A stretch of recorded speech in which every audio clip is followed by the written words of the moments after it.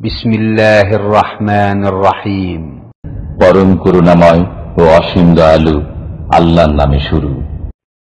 ওয়ামান আহসানু কাওলান মিম্মান দাআ ইলাল্লাহি ওয়া আমিলা সালিহান ওয়া ক্বালা ইন্নানী মিনাল মুসলিমিন।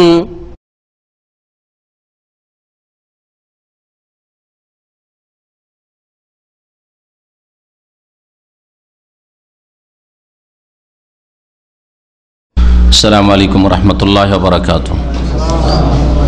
বিসমিল্লাহির রহমানির রহিম। আলহামদুলিল্লাহি রাব্বিল আলামিন ওয়াসসালাতু ওয়াসসালামু আলা সাইয়্যিদিল মুরসালিন নবিয়িনা মুহাম্মদ ওয়া আলা আলিহি ওয়া সাহবিহি আজমাইন ওয়া মান তাবিআহুম বিইহসানিন ইলা ইয়াউমিদ্দিন, আম্মা বাদ।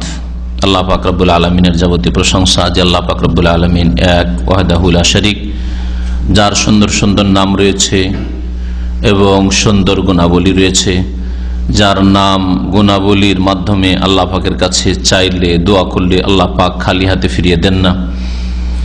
সালাত এবং সালাম নাযিল প্রিয় নবী মুহাম্মদ রাসূলুল্লাহ সাল্লাল্লাহু আলাইহি সাল্লামের উপর, যিনি আল্লাহ পাকের নাম গুণাবলী সম্পর্কে তার উম্মতকে সুন্দরভাবে জানিয়েছেন। আমাদের আকীদাতুত তাওহীদের দর্সের বিষয়বস্তু ছিল তাওহীদুল আসমা ওয়াস সিফাত। তাওহীদের তৃতীয় কিসিম বা তৃতীয় প্রকারের তৌহিদ হচ্ছে তৌহিদুল আসমা ও সিফাত। আল্লাহ পাকের নাম সমূহ এবং গুণাবলীর ক্ষেত্রে আল্লাহ পাকের একত্ব প্রতিষ্ঠা করা। তার আগে তৌহিদের রুবুবিয়্যাহ, তার উলুহিয়ত সম্পর্কে আলোচনা হয়েছে। এই বিষয়ে গত সপ্তাহে কোরআনে কারীম থেকে দলিল পেশ করা হয়েছিল আল্লাহ পাকের নাম গুণাবলীর ওপর, আর রাসূলুল্লাহ সাল্লাল্লাহু আলাইহি সাল্লামের হাদিসও এক দুটি পেশ করা হয়েছিল। আর যাতে আমরা জানতে পেরেছি যে আল্লাহ পাকের 99টি নাম এমন আছে যে নামগুলি আয়ত্ত করলে, যে নামগুলির অর্থ জানলে, যে নামগুলি মোতাবেক আমল করলে, যে নামগুলির মাধ্যমে আল্লাহ পাকের কাছে চাইলে আল্লাহ পাক জান্নাত দেবেন। এ হচ্ছে সেই হাদিসের অর্থ। এই 99 নাম ছাড়াও আরো আল্লাহ পাকের নাম রয়েছে, যার অনেকগুলি আল্লাহ পাক হয়তো কোনো বান্দাকে নবী রাসূলগণের মাধ্যমে জানিয়েছেন, আর এমনও নাম আছে যেগুলি হয়তো জানাননি। এই মর্মেও একটি হাদিস নবী সাল্লাল্লাহু আলাইহি ওয়াসাল্লামের দুআর রূপে আব্দুল্লাহ বিন মাসউদ রাদিয়াল্লাহু তাআলা আনহু থেকে, আব্দুল্লাহ বিন মাসউদ রাদিয়াল্লাহু তাআলা আনহু থেকে বর্ণিত হাদিসটি পেশ করেছিলাম, যাতে নবী করিম সাল্লাল্লাহু আলাইহি ওয়াসাল্লামের দুআর একটা অংশে রয়েছে যে আও আল্লামতাহু আহাদাম মিন খালিকিক, হে আল্লাহ, তোমার সেই নামের মাধ্যমে আমি দোয়া করি যেই নামগুলির হয়তো কিছু এমন তোমার কোন সৃষ্টিকে শিখিয়েছো। আবিস্তা আসারতা ফি ইলমিল গায়বি ইনদাক, অথবা তুমি অদৃশ্যে গায়বের জগতে নিজের ইলমে রেখেছো আর কাউকে জানাওনি। তো এর দ্বারা প্রমাণ হয় যে এমনও হয়তো আল্লাহ পাকের নাম গুণাবলী রয়েছে যেগুলি আমরা জানি না, জানানো হয়নি। তারপরে আজকে আলোচনার বিষয়বস্তু নবী করিম সাল্লাল্লাহু আলাইহি সাল্লামের হাদিস দ্বারা আল্লাহ পাকের গুণ সম্পর্কে জানা, আর আরো কিছু গুণাবলী রয়েছে যেগুলি কয়েকটি আয়াত লেখক পেশ করেছে, সেগুলির মাধ্যমে জানব। আল্লাহ পাক রব্বুল আলামিনের নাম গুণাবলী ছাড়া আল্লাহ পাকের সত্তাগত কিছু গুণ রয়েছে, মানে জাতি কিছু গুণ রয়েছে আল্লাহ পাক রব্বুল আলামিনের, যেগুলির আলোচনা আসছে, যেমন আল্লাহ পাকের চেহারার কথা, আল্লাহ পাকের হাতের কথা, এসব কোরআন এবং হাদিস দ্বারা প্রমাণিত। আনাস রাদিয়াল্লাহু তাআলা আনহু থেকে বর্ণিত, তিনি বলছেন যে কানা রাজুলুম মিনাল আনসার ইয়াউম্মুহুম ফি মসজিদে কুবা, আনসারী বংশের একজন লোকজনের ইমামত করত মসজিদে কুবায়, মানে মসজিদে কুবার সেই ব্যক্তি ইমাম ছিলেন। ফাকানা কুল্লামা ইফতাতাহা সূরাতান ইয়াকরাউ বিহা লাহুম ফিস সালাতি মিম্মা ইয়াকরাউ বিহি ইফতাতাহা বিকুল হুয়াল্লাহু আহাদ। এই ইমাম সাহেব আনসারী নবী করিম সাল্লাল্লাহু আলাইহি সাল্লামের জামানার ঘটনা, যখনই কিরাত শুরু করতেন, সূরা ফাতিহা পড়তেন, সূরা ফাতিহার সাথে আরেকটা সূরা মিলাতেন, তার সাথে কুল হুয়াল্লাহু মিলিয়ে দিতেন। বুঝলেন, কুল্লামা ইফতাতাহা সূরাতান ইয়াকরাউ বিহা, যখন একটা সূরা শুরু করতেন যে নামাজে পড়ব মুক্তাদিদের উদ্দেশ্যে, নামাজের মধ্যে ইফতাতাহ বিকুল আল্লাহ, কুল আল্লাহ দিয়ে শুরু করতেন। হাত্তা ইয়াফরাগা মিনহা, প্রথম কুল আল্লাহ পড়ে নিতেন। তাহলে সূরা ফাতিহা তার তরিকা এটা ছিল, সূরা ফাতিহা পড়তেন, পড়ার পরে সূরা ইখলাস কুল আল্লাহ পড়তেন, আর তারপরে সুম্মা কানা ইয়াকরাউ সূরাতান উখরা মাহা, তারপরে আরেকটি সূরা মিলাতেন অথবা কিছু আয়াত মিলাতেন। অধিকাংশ সাহাবায়ে কেরামরা সেই জামানায় এই ভেঙে ভেঙে পড়া তরিকাটা ছিল না, যে সূরার কিছু অংশ পড়লেন, এরকম তরিকা ছিল না যা আজকাল খুব প্রচলিত। আজকাল অধিকাংশ ইমাম সাহেবের দেখা যায় যে ছোট সূরা গোটা পড়েন না, আর বড় সূরা ধরলে তো গোটা পড়ার প্রশ্নই ওঠে না, ওই ভেঙে ভেঙে 2-4টা 3টা আয়াত পড়লে ফজরও পড়িয়ে দিচ্ছে 3-4টা আয়াত দিয়ে। এটা নবী করিম সাল্লাল্লাহু আলাইহি ওয়াসাল্লামের জামানায়, সাহাবাদের জামানায় ছিল না। অধিকাংশ সময় তারা বড় সূরা হইলেও পুরো সূরা পড়তেন। তো অন্য একটি সূরা মিলাতেন সূরা ইখলাসের পরে, সূরা ফাতিহা, সূরা ইখলাস, তারপর অন্য একটি সূরা মিলাতেন। ওয়া কানা ইয়াসনাউ যালিকা ফি কুল্লি রাকাতিন, এটা মাঝে মধ্যে না, প্রত্যেক রাকাতে এইরকম তিনি করতেন।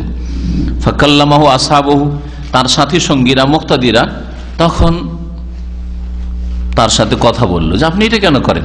কারণ তারা দেখছি যে রাসূলুল্লাহ সাল্লাল্লাহু আলাইহি ওয়াসাল্লামের পিছনে আমরা নামাজ পড়ি মসজিদে নববীতে, তিনি তো এরকম করেন না, আর আমাদের ইমাম কোয়া মসজিদের ইমাম শুরু কেন করলো? স্বাভাবিক মানুষের প্রশ্ন জাগবে একটু নতুন কিছু দেখলে। তো এইরকম তারা প্রশ্ন উঠালো মুক্তাদিরা। ফাকালু, তারা বলল, লোকেরা তাকে জিজ্ঞেস করে, ইন্নাকা তাফতাতু বিহাযিহিস সূরা, আপনি এইভাবে কেন শুরু করছেন? সূরা ফাতিহা, সূরা ইখলাস, তারপরে অন্য সূরা, প্রত্যেক রাকাতে সূরা ইখলাস, এটা কেন করছেন? সুম্মা লা তারা আন্নাহা তুজজিউকা হাত্তা তাকরা বিল উখরা, আচ্ছা সূরা ইখলাস পড়লেন তো যথেষ্ট হয়ে গেল, সূরা ফাতিহা ওর সাথে একটা সূরা মিলিয়ে সূরা ইখলাস হয়ে গেল, রুকুতে যান। তা না করে আবার আরেকটা সূরা পড়ছেন, এটা কেন করছেন? সুম্মা লা তারা আন্নাকা তুজজিউকা, তারপরে মনে হচ্ছে যে আপনার জন্য সূরা ইখলাস যথেষ্ট নাই, তাই আপনি কি করছেন? হাত্তা তাকরা বিল উখরা, আরেকটি সূরা পড়ছেন আবার।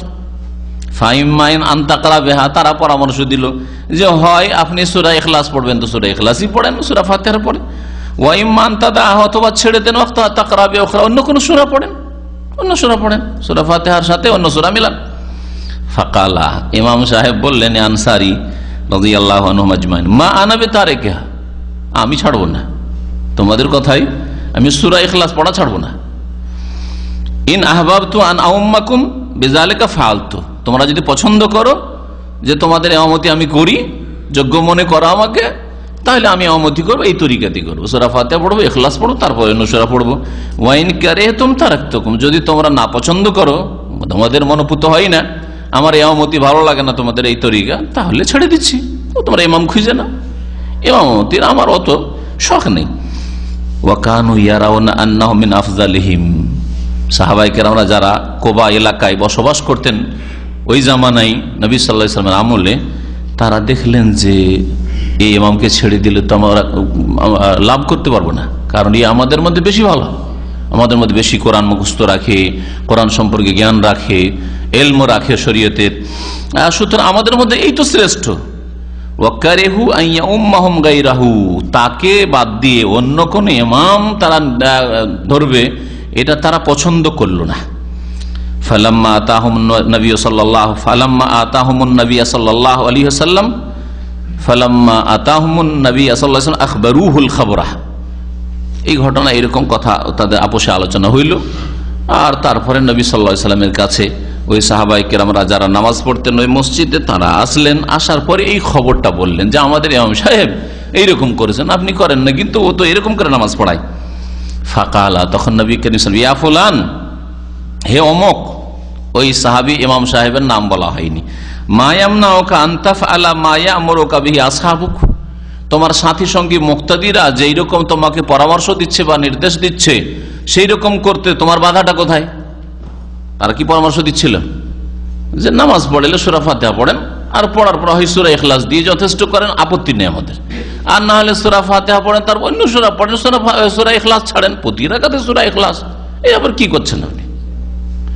তো নবী সাল্লাল্লাহু আলাইহি ওয়াসাল্লাম বললেন যে তোমার সাথী সঙ্গীরা মুক্তাদিরা যেমনটা চাই তেমন করো, অসুবিধাটা কি? কোনো নাজায়েজ কাজ তো নাই, তারা যেটা প্রস্তাব পেশ করে সেটা কোনো মন্দ কথা নাই, কেন তাদের কথা মানছো না কেন? ওয়ামা হামালাকা আলা লুজুমি হাযিহি সূরা ফি কুল্লি রাকা, আর প্রত্যেক রাকাতে এই সূরা ইখলাস যে একবারে মনে হচ্ছে তুমি বাধ্যতামূলক করে নিয়েছো, নিয়মিত তুমি তেলাওয়াত করছো, এটা করতে কে বললো তোমাকে? মা হামালাকা, মানে কোন বস্তু তোমাকে এর জন্য উৎসাহিত করলো? কি জন্য তুমি সূরা ফাতিহা না সূরা ফাতিহার পরে সূরা ইখলাস নিয়মিত পড়ো প্রতি রাকাতে? কালা, ওই ইমাম আনসারী জবাব দিলেন, ইন্নী উহিব্বুহা, আমি এই সূরা ইখলাসকে ভালোবাসি, আমি এই সূরার সাথে মহব্বত করি। কেন মহব্বত করতেন তিনি?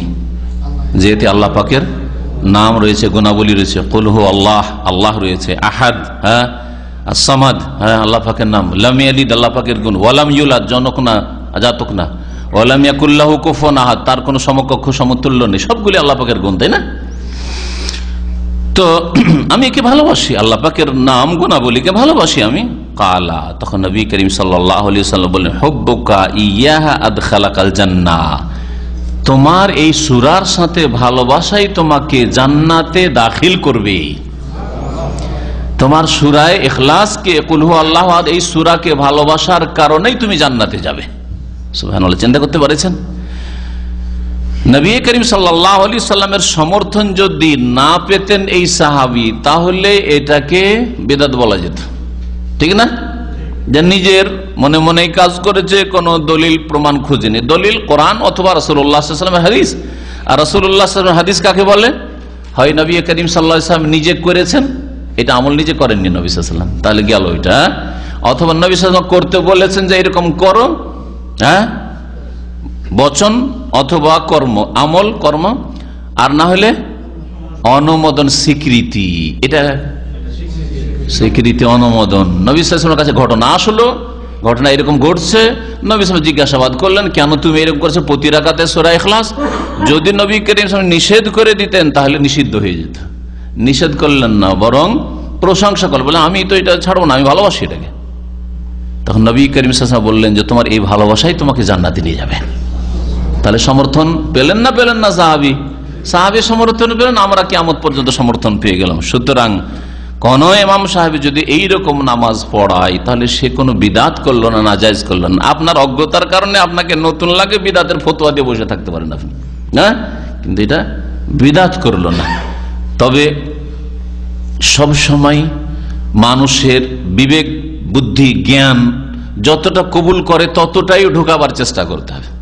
হাদ্দাসিন নাস আলা কাদরি উকুলিহিম, আলী রাদিয়াল্লাহু তাআলা আনহু বলেছেন, মানুষের সাথে কথা বলার সময় যতটা বুঝার যোগ্যতা আছে, যতটা কবুল করার যোগ্যতা হয়, ততটা বলো, আর ওই মোতাবেক ওই রকম করে বলো, যে রকম করে বললে বুঝে। আতুরিদুন আইয়ুকাযযাবাল্লাহু ওয়া রাসূলুহু, তোমরা কি এমনটা চাও যে আল্লাহকে কেউ মিথ্যা মনে করুক, অস্বীকার করুক, অথবা রাসূলকে অস্বীকার করুক?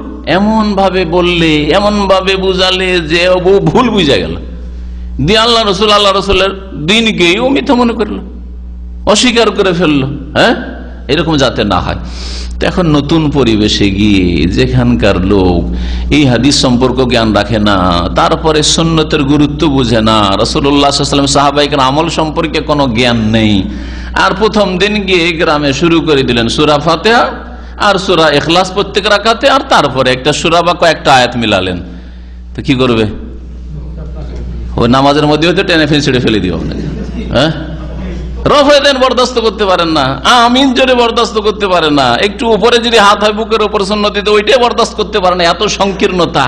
হ্যাঁ, তাহলে তাদেরকে যদি শেখান প্রত্যেক রাকাতে সূরা ইখলাস, তাহলে মহা মুশকিল করে দিবে, তাই না? এই জন্য এটা হিকমত নয় যে নতুন জায়গায় আপনি শুরু করবেন। আর তারপরে নবী সাল্লাল্লাহু এই সাহাবী কন্টিনিউ করেছেন, আপনি কন্টিনিউ করবেন না, কারণ কন্টিনিউ করলে নতুন নতুন মানুষ আসবে, আর অজ্ঞতা আজকাল ব্যাপক হারে মানুষের মাঝে ছড়িয়ে আছে।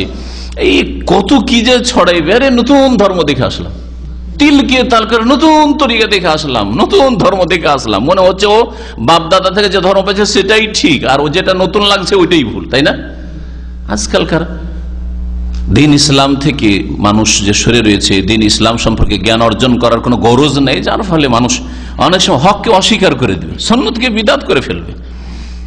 এই জন্য আপনি এইরকম ভাবে 5 ওয়াক্ত করবেন না, কিন্তু যদি আপনি আপনার নিজের নামাজে অথবা মাঝে মধ্যে এরকম করেন, কোনো অসুবিধা নেই। তারপরে যেই মসজিদে আপনি ইমামতি করছেন মাঝে মধ্যে করবেন, সেই মসজিদের মুসল্লিদের কমপক্ষে জানিয়ে দেন এই হাদিসটা, যাতে ওরা কবুল করার মতো মন মানসিকতা রাখে যে না ঠিকই করেছে। এই হাদিসটা সহিহ বুখারীতে রয়েছে। এমন নয় যে কোনো জয়ী বা কিছু বা অন্য কোনো এমন হাদিস যে অপ্রসিদ্ধ কোনো হাদিসের কিতাবে রয়েছে। আর একটা হাদিস শোনেন সূরা ইখলাস সম্পর্কে, আর সূরা ইখলাসে আল্লাহ পাকের যে গুণাবলী রয়েছে এই সম্পর্কে। ওয়ান আয়েশা রাদিয়াল্লাহু আনহা আন্না নবী সাল্লাল্লাহু আলাইহি ওয়াসাল্লাম বাআসা রাজুলান আলা সারিয়া। আয়েশা রাদিয়াল্লাহু তাআলা আনহা থেকে বর্ণিত, বলছেন যে নবী করিম সাল্লাল্লাহু আলাইহি ওয়াসাল্লাম একজন লোককে এক অভিযানে আমির করে দায়িত্বশীল করে পাঠিয়েছিলেন। সারিয়া বলা হয় অভিযান, বাংলায় ওকে বলা হয় অভিযান।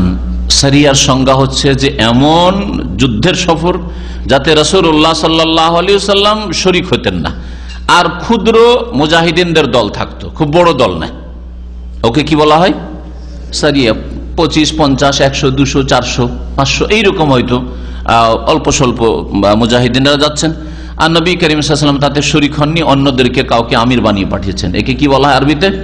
সারিয়া বলা হয়, যেটাকে বোঝানোর জন্য আজকাল বাংলায় যারা অনুবাদ করেছে সিরাতুন নবীর কিতাবাদি তারা অভিযান বলে আখ্যায়িত করেছে। আর সারিয়ার সংজ্ঞা তাহলে জানলেন যে নবী সাল্লাল্লাহু আলাইহি ওয়াসাল্লাম যাতে হাজির না থাকেন, আর নবী সাল্লাল্লাহু আলাইহি ওয়াসাল্লাম যদি হাজির থাকেন ওকে আরবি ভাষায় কি বলা হয়? গাজওয়া বলা হয়। যদিও 313 জন বদরে ছিলেন, সংখ্যার দিক থেকে কম, কিন্তু স্বয়ং যেহেতু রাসূলুল্লাহ সাল্লাল্লাহু আলাইহি ওয়াসাল্লাম তাতে হাজির ছিলেন, সেই জন্য বদরের যুদ্ধের নাম কি? গাজওয়ায়ে বদর, সারিয়া বদর বলবেন। নবী সাল্লাল্লাহু আলাইহি ওয়াসাল্লাম যেহেতু হাজির ছিলেন। মুতার যুদ্ধ, মুতার যুদ্ধকে কি বলা হয়? সিরাতুন নবী যারা পড়েছেন তারা বলেন গাজওয়া বলা হয় না সারিয়া বলা হয়? হ্যাঁ, গাজওয়ায়ে মুতাও বলা হয় আর সারিয়ায়ে মুতাও বলা হয়, দুটোই বলা হয়। দুই দৃষ্টিভঙ্গি থেকে দুটোই বলা হয়। কোন কোন সিরাতের কিতাব পড়লে, আরবিতে উর্দুতে পড়লে ওটা বুঝবেন, আর বাংলাতে তো হয়তো অভিযান লেখা আছে অথবা মুতার যুদ্ধ লেখা আছে, তো বুঝতে পারবেন না হয়তো। কিন্তু আরবি কিতাব যারা পড়তে অভ্যস্ত বা পড়বেন, বা আরবি কিতাব কখনো খুললে দেখবেন যে কখনো সারিয়ায়ে মুতা লেখা আছে, কখনো লেখা আছে গাজওয়ায়ে মুতা। গাজওয়ায়ে মুতা এই জন্য লেখা আছে যে মুতার যুদ্ধে নবী করিম সাল্লাল্লাহু আলাইহি ওয়াসাল্লাম সেনাবাহিনী মুজাহিদিনদেরকে যে পাঠিয়েছিলেন তাদের সংখ্যা অনেক বেশি ছিল। হ্যাঁ, সংখ্যা বেশি ছিল। কত ছিল কারো মনে আছে? 3000। মাশাআল্লাহ, 3000। এই জন্য তাকে কি বলা হয়? সংখ্যার দিক থেকে লক্ষ্য করলে এর নাম হচ্ছে গাজওয়া। সংখ্যা বেশি, সেই জন্য মুজাহিদিনদের সংখ্যা বেশি, এই জন্য এর নাম হচ্ছে গাজওয়ায়ে মুতা, মুতার যুদ্ধ। আর নবী করিম সাল্লাল্লাহু আলাইহি ওয়াসাল্লাম যাননি, যদিও সংখ্যায় মুজাহিদিনরা বেশি সংখ্যায় ছিলেন সংখ্যার দিক থেকে, কিন্তু নবী সাল্লাল্লাহু আলাইহি ওয়াসাল্লাম হাজির না হওয়ার কারণে অনেক সিরাতের কিতাবে লেখা আছে সারিয়ায়ে মুতা, মুতার অভিযান, মুতার যুদ্ধ, এই মুতার অভিযান তাতে লেখা আছে। তো নবী করিম সাল্লাল্লাহু আলাইহি ওয়াসাল্লামের ছোট ক্ষুদ্র মুজাহিদিন দল কোথাও যদি প্রেরিত হইতো, এগুলোকে সারিয়া বলা হইতো। নবী সাল্লাল্লাহু আলাইহি ওয়াসাল্লাম এক লোককে সারিয়ার কোন এক অভিযানের দায়িত্বশীল করে আমির করে পাঠালেন। ওয়া কানা ইয়াকরাউ লি আসহাবি ফি সালাতিহিম, আর সেই আমির তাহলে বোঝা যাচ্ছে যে দ্বীন ইসলামে আমির যিনি হবেন তিনি দ্বীনেরও আমির, দুনিয়ারও আমির। যেমন জিহাদের ময়দানে যুদ্ধের ক্ষেত্রেও তিনি কমান্ড করছেন, হ্যাঁ, দায়িত্ব পালন করছেন, তার আদেশ নিষেধ চলছে, ঠিক তেমনি ইবাদত বন্দেগীর ক্ষেত্রে, হ্যাঁ, নামাজের ক্ষেত্রে, দ্বীনি মাসলা মাসাইলের ক্ষেত্রে, সব ক্ষেত্রে তিনি আমির। এটা হচ্ছে দ্বীন ইসলাম। দ্বীন দুনিয়া দুটোকে পাশাপাশি একসাথে নিয়ে চলতে হবে। 1 নম্বরে দ্বীন থাকবে, 2 নম্বরে দুনিয়া থাকবে, হ্যাঁ, এটা হচ্ছে ইসলাম। আর আজকালকার জামানায় দুঃখের বিষয় মুসলিম উম্মতের মাঝে ভাগ হয়ে গেছে। দ্বীনের নেতৃত্ব কিছু আলেম সমাজ অথবা হাফেজ, এদেরকে মসজিদের ইমামতি ধরিয়ে দেওয়া হয়েছে। তুমি মসজিদের মধ্যে থাকো, বাইরে কিছু বলবে না, কিন্তু তুমি চুপচাপ মসজিদেই থাকো। আর দুনিয়ার ইমামতি দেওয়া হয়েছে অসৎ ব্যক্তিদেরকে দিয়ে দেওয়া হয়েছে, হ্যাঁ, যার ফলে মুসলিম উম্মার উপর আল্লাহ পাকের আযাব নেমে এসেছে। মুসলিম উম্মাহ কোনো জায়গায় শান্তিতে নেই। জন্য এর নাম হচ্ছে, একে বলেন আর না বলেন, এর নাম হচ্ছে সেকুলারিজম, এর নামই হচ্ছে ধর্ম নিরপেক্ষতা। জি, যে দিন দুনিয়া আলাদা। শিক্ষার ময়দানেও মাদ্রাসা মানে বাঙালি সমাজ, মাদ্রাসা মানে কি বুঝে? যেখানে আরবি শিক্ষা হয়, ইসলাম শেখা, ওইটা মাদ্রাসা। আর স্কুল মানে কি বুঝে? বিদ্যালয় মানে কি বুঝে? পাঠশালা মানে কি বুঝে? যেখানে দুনিয়া পড়া হয়, সেখানেও সেকুলারিজম বলেন আর নাই বলেন, যাই বলেন। অথচ দিন ইসলাম হচ্ছে যে দিন দুনিয়া দুটোকে একসাথে শেখাতে হবে। দিন দুনিয়া দুটোকে একসাথে শিখাতে হবে। দেখেন সৌদি আরবের শিক্ষা, সৌদি আরব মাদ্রাসা আর স্কুলে পার্থক্য আছে নাকি? না সবগুলিতে মাদ্রাসা লেখা আছে আর ইংরেজিতে লেখা আছে স্কুল? হ্যাঁ, ওই মাদ্রাসাগুলিতে যদি ইংলিশ বোর্ড থাকে অথবা তাদের আপনি লেটার প্যাড দেখেন, দেখবেন যে আরবিতে এক সাইডে লেখা আছে বা ওপরে লেখা আছে আরবিতে মাদ্রাসা, হ্যাঁ অমুক মাদ্রাসা, আর ইংরেজিতে লেখা আছে স্কুল লেখা আছে, ঠিক না? চিন্তা করুন তাহলে, এইটা হচ্ছে ইসলাম, যে দিন দুনিয়া দুটোকে একসাথে নিয়ে চলতে হবে। আর যখনই মুসলিম জাতি দিন দুনিয়াকে ভাগ করে দিয়েছে, যারা আল্লাহকে ভয় করে না, পরকাল সম্পর্কে একেবারে গাফিল, তাদেরকে দুনিয়া ধরিয়ে দেওয়া হয়েছে বা তারা দুনিয়াকে কামড়ে ধরে নিয়েছে। আর যারা আল্লাহ পরকালকে ভয় করে, দুনিয়ার কিছুই খোঁজ খবর রাখে না, তাদেরকে ওই মসজিদ ধরিয়ে দেওয়া হয়েছে। যার ফলে মুসলিম উম্মাত আজকে যে অবস্থায় দেখছেন সেই অবস্থায় পৌঁছে গেছে। আল্লাহ পাক হেফাজত করেন, আল্লাহ পাক মুসলিম উম্মতকে ফিরে আসার তৌফিক দান। তো রাসূলুল্লাহ সাল্লাল্লাহু আলাইহি ওয়াসাল্লাম এই সাহাবীকে অভিযানের দায়িত্বশীল আমির করে পাঠিয়েছিলেন। ওয়া কানা ইয়াকরা, তিনি ইমামতি করতেন, নিজের সাথী সঙ্গীদের জন্য তাদের নামাজে তেলাওয়াত করতেন, সূরা ফাতিহা পড়তেন, আর তারপরে একটি সূরা পড়ে ফায়াখতিমু বিকুল হুয়াল্লাহু আহাদ, আর শেষ করতেন কুল হুয়াল্লাহু আহাদ। এর তরিকা আবার আগের লোকের তরিকার বিপরীত ছিল। আগের লোক কি করত? সূরা ফাতিহা, তারপর ইখলাস, তারপর অন্য সূরা। আর ইনি কি করতেন? সূরা ফাতিহার পরে অন্য কিছু পড়লেন, শেষখানে কি করতেন? সূরা ইখলাস, কুল হুয়াল্লাহু আহাদ দিয়ে খতম করতেন। ফালাম্মা রাজাউ, এই অভিযান থেকে ফিরে আসলেন সাহাবায়ে কেরামরা, যাকারু যালিকা লিন-নবী সাল্লাল্লাহু আলাইহি ওয়াসাল্লাম, নবী সাল্লাল্লাহু আলাইহি ওয়াসাল্লামের সামনে সাহাবায়ে কেরামরা তার এই বিষয়টা আলোচনা করলো যে ইয়া রাসূলুল্লাহ, আমাদের যে আমির পাঠিয়েছিলেন, আমির আমাদেরকে নামাজ পড়াতেন এইরকম করে। ফাকালা, তখন নবী সাল্লাল্লাহু আলাইহি ওয়াসাল্লাম বললেন সালুহু, তাকে জিজ্ঞেস করো, লিআইয়ি শাইইন ইয়াফআলু যালিকা, এটা কেন করেছে বা কেন করছে সে, যে প্রতি রাকাতে সূরা ইখলাস দিয়ে শেষ করে তেলাওয়াত, কেন করেছে? ফাসালুহু, লোকেরা জিজ্ঞেস করলো তাকে। ফাকালা, তখন ওই সাহাবী ইমাম সাহেব, এই সারিয়া অভিযানের যে নেতা, তিনি বললেন লিআন্নাহা সিফাতুর রহমান, কারণ এই সূরা ইখলাসে কুল হুয়াল্লাহু আহাদ কি রয়েছে? রহমান, আল্লাহ পাক দয়াবানের কি রয়েছে? গুণ রয়েছে। ওয়া আনা উহিব্বু আন আকরা বিহা, আর আমি আল্লাহ পাকের গুণ সম্বলিত আয়াতগুলি পাঠ করাকে ভালোবাসি, আমি ভালোবাসি। ফাকাল নবী সাল্লাল্লাহু আলাইহি ওয়াসাল্লাম, নবী করিম সাল্লাল্লাহু আলাইহি ওয়াসাল্লাম বললেন আখবিরুহু, তাকে জানিয়ে দাও। এই কথাই যখন উত্তর দিয়েছে যে আমি আল্লাহ পাকের গুণাবলীকে ভালোবাসি, তাকে জানিয়ে দাও আন্নাল্লাহ তাআলা ইউহিব্বুহু, আল্লাহও তাকে ভালোবাসেন, আল্লাহও তাকে ভালোবাসেন। আগের হাদিস দ্বারা জানলাম যে আল্লাহর নাম গুণাবলীকে ভালোবাসেন, আল্লাহর নাম গুণাবলী যে আয়াতে যেই সূরায় রয়েছে ভালোবাসেন, সেই জন্য এই ভালোবাসাই তোমাকে জান্নাতে নিয়ে যাবে। হ্যাঁ, আর এতে জানতে পারলেন যে আল্লাহ পাকের সিফাত গুণাবলীকে যখন ভালোবাসে, তাহলে তাকে জানিয়ে দাও যে আল্লাহও তাকে ভালোবাসে। যে যাকে ভালোবাসে স্বাভাবিক, আপনি যদি কাউকে ভালোবাসেন সে ঘৃণা করবে? অসৎ চরিত্রের মানুষ করতে পারে, যে আল্লাহ ভীরু না সে করতে পারে, ভালো মানুষ না, ভালো প্রকৃতির মানুষ না সে এটা করতে পারে, যে আপনি ভালোবাসেন সে ঘৃণা করছে। কিন্তু আল্লাহর জন্য উত্তম দৃষ্টান্ত অবশ্যই রয়েছে, যে দুনিয়াতে যদি একজন ন্যায় নীতি অবলম্বনকারী মানুষ হয়, তাহলে আপনি তাকে ভালোবাসেন, সেও আপনাকে ভালোবাসবে, সে আপনাকে ভালোবাসে, আপনিও ভালো মানুষ হলে ভালোবাসবেন তাকে, নিমক হারামি করবেন না আপনি। তো আল্লাহ পাক রব্বুল আলামিনের সিফাত গুণাবলীকে যখন এই সাহাবী ভালোবাসেন, আল্লাহও তাকে ভালোবাসেন। এই হাদিস দ্বারা কি জানতে পারলাম? যে ইয়ানি আন্নাহা ইশতামালাত আলা সিফাতির রহমান, সূরা ইখলাসে রহমান করুণাময় আল্লাহ পাকের গুণাবলী রয়েছে, গুণাবলী বর্ণনা করা হয়েছে। আল্লাহ পাকের গুণাবলী সম্পর্কে দলিল হাদিস শুনলেন, দুটো হাদিস। এরপরে লেখক বলছেন আল্লাহ পাকের চেহারার কথা, মুখমণ্ডল। ওয়াকাদ আখবারা সুবহানা, আর আল্লাহ পাক রব্বুল আলামিন স্বয়ং জানিয়েছেন আন্না লাহু ওয়াজহান, যে আল্লাহ পাকের চেহারা রয়েছে। আল্লাহ পাকে কি রয়েছে? চেহারা। চেহারা মানে কি বুঝেন না? চেহারা মানে চেহারা, যেটাকে চেহারা বলে। আপনার চেহারা আপনার মতন। কখনো কি আপনি জিজ্ঞেস করেন যে আমার চেহারা কার মতন? হ্যাঁ, কারোর সাথে তুলনা করেন? আপনার চেহারা কি বানরের মতন, হনুমানের মতো, হ্যাঁ, কুকুর শৃগালের মতো? মানুষের চেহারা মানুষের মতো, ঠিক না? এইটা যেমন বুঝছেন, তো আল্লাহর চেহারা কেমন, আবার প্রশ্ন কেন উঠবে? আল্লাহর চেহারা আল্লাহর মতন, আল্লাহর জন্য যেমন উপযোগী হয় তেমন আল্লাহ পাকের চেহারা। চেহারা সম্পর্কে আমাদের জানা নাই, যে কেমন কৈফিয়ত ধরন জানা নাই, কিন্তু এটা জানা আছে যে ওয়াজহুন মানে কি হয়।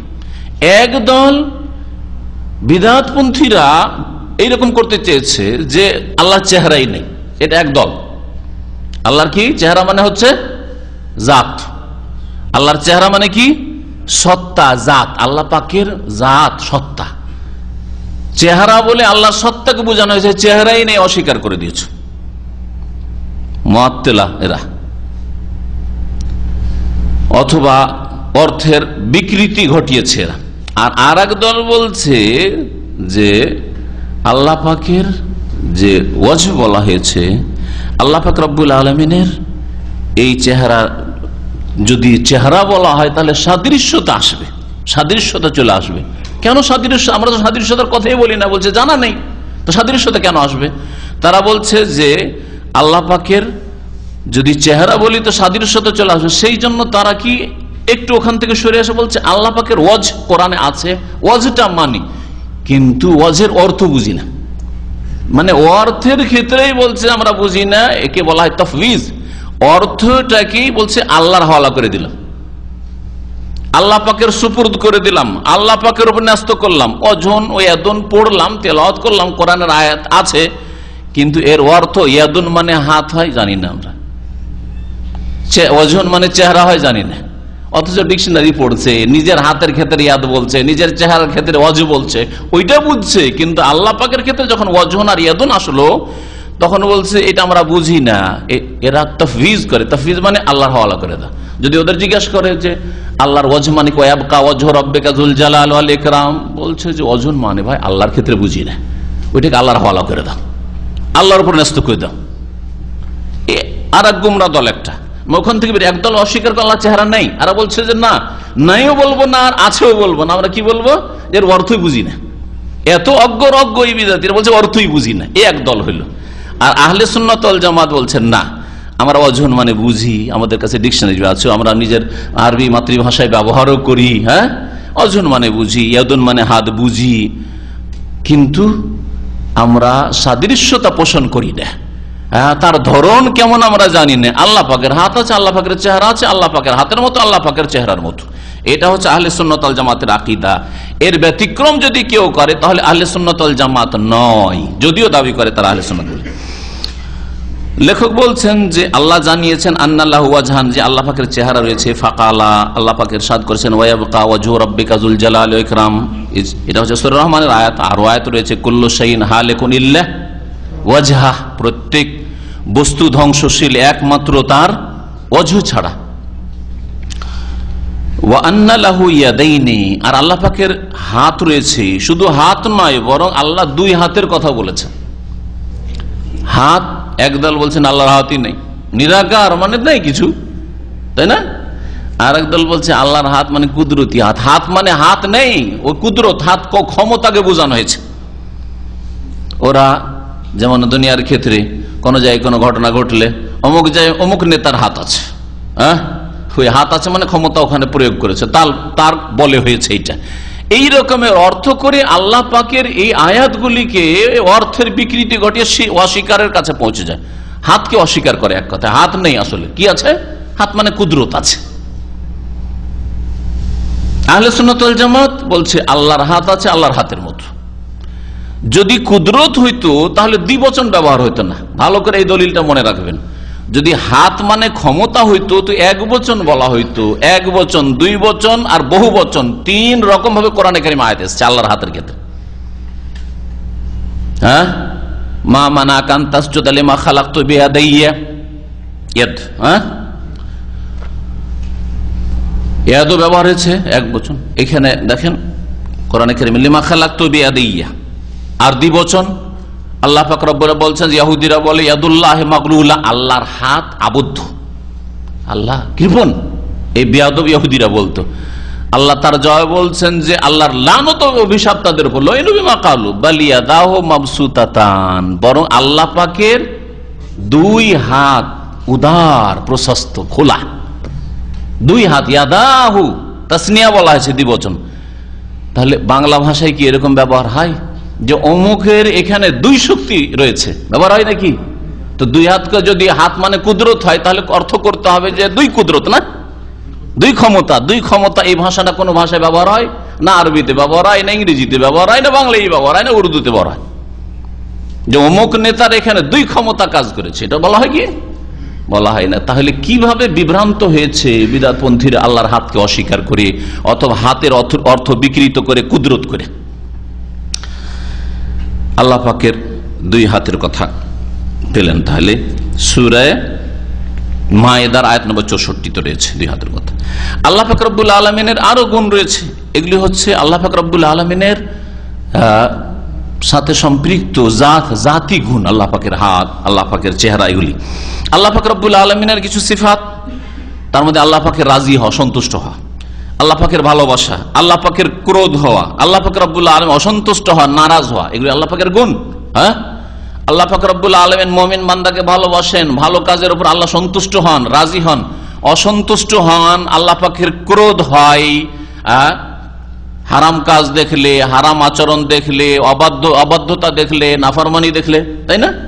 তো এইগুলি আল্লাহ পাকের গুণ রয়েছে। লেখক বলছেন ও আন্নাহু ইয়ারদা, আল্লাহ পাক রাজি হন, আর ওয়াহিব্বু, আল্লাহ ভালোবাসেন, ওয়ায়াকদাবু, আল্লাহ রাগান্বিত হন, ওয়াসখাতু, আল্লাহ পাক অসন্তুষ্ট হন, ইলা গায়রি যালিকা, এছাড়াও অন্যান্য আরো গুণাবলী রয়েছে। মিম্মা ওয়াসাফাল্লাহু বিহি নাফসা, যেই গুণগুলি আল্লাহ পাক নিজের বর্ণনা করেছেন, আল্লাহ বর্ণনা করেছেন, সেই জন্য বলছি।